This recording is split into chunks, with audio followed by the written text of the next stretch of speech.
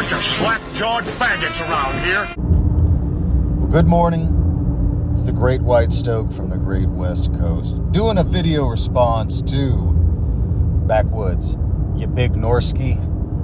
I saw your short there and you wanted me to clarify some things. One, Muh, and two, Muh Capitalism. So, Muh is a sarcastic way of making fun of people's positions or beliefs that are really rooted in ignorance and not critical thought, like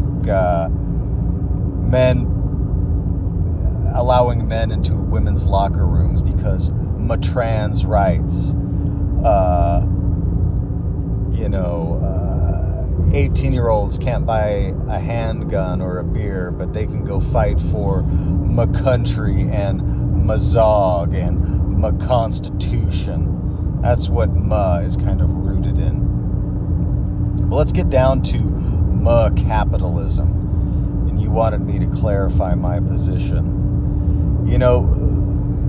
Capitalism. So many people are running around saying that word capitalism like they understand what it is, and you'll have nebbish people with small hats like Ben Shapiro get on stage and debate college kids, right, about capitalism and how capitalists are taking all the risk. All of their trusts and their LLCs that shield them from legal repercussion, they're taking the financial risk. Capitalism that we know of today is just communism masquerading as something that should be a free market. I'm getting knee-deep in this book written in the 1920s of the robber barons, a mere 60 years after the Civil War, mind you. And it's very interesting to see how these capitalists, like the Vanderbilts, the Jay Goulds, the Cooks, the Rockefellers, the Morgans, how they're acting with regards to building railroads and, let's get to Rockefeller and Standard Oil. So Rockefeller goes out to Pennsylvania and he sees all these independent guys drilling for oil. And he looks down his nose at them. And so he starts getting into the oil drilling industry and then realizes, there's profit to be made in the transportation of oil and the refining of oil. So he and his cronies get together and they make a deal where he's going to get a special rate to get his oil transported to his refinery. And the long and short of it is that he views this whole industry as like a creek that narrows down, and he wants to be where it narrows down so that no one else can get into it. And he starts, monopolizing what's going on through his conspiracy agreements and his financial chicanery, as all these guys were. And there's a footnote at the bottom of one of these pages where it's talking about in the time of Queen Elizabeth, the Tudor regime in England, and how they were very much against monopolies and conspiracy agreements because of how it would be detrimental to the diverse artificers who rely on their labor and land, and how this would make them turn to idleness and beggary. Because even the royals way back then understood that the lowly peasants and serfs needed to have a place to be productive on their own. But these ideas were considered a relic to the 18th and 19th century robber barons, like the men that I have named before. And interesting to note that this author is really talking about how what we're seeing with capitalism at that point going forward into what we have today is really Marxist, because it's all about the consolidation and the centralization of the word capitalism, which is why we no longer have downtown stores anymore. Remember being a kid and having, independent stores, right? What happened? Walmart came in and killed small towns. I saw it myself. Amazon, the same way, right? We've had the whittling down of the free market by these monopolists, by these communist Marxists that cloak themselves in the word capitalism. And then capitalism is parroted by retards who never take the time to actually search out what the word is, does it really apply, and they have no bearing on history because they just don't read anymore. And not only that, you have these barriers to business put up by the bureaucracy who are also bankrolled by these oligarchs. So when I say, yeah, we got to kill these capitalists, I'm talking about the oligarchs, these sociopathic psychopaths that can't help themselves and don't want to share, and they don't care if you're hard up to buy groceries, right? They make fun of you. They ruin the market and then make fun of you and your children and then send them off to die for war. These are the people that are in charge. These corporate oligarchs that then finance these slack-jawed, limp-wristed politicians that like to diddle kiddos. We don't have a free market. We have a Marxist, communist centralization of capital with barriers to entry. And the people that are getting ahead are the ones who are using illegal labor, who are a drain on the coffers of the taxpayers. When you look at small-time roofers and construction dudes, they're not employing Americans.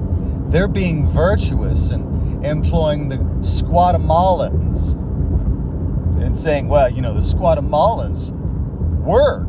They get out there and work, right? The Americans the domestic livestock are expecting certain things, but the foreign livestock, the Squatemalans, they'll beat themselves into the ground and then go get benefits and live better than most of the domestic livestock, because the domestic livestock are retarded and think you got to buy health insurance and pay those medical bills, right? The retarded domestic livestock want to poo-poo the idea of, getting a government handout, because it's been railed into their mind that, government assistance bad, even though my pay into the system for me to draw upon the system is bad.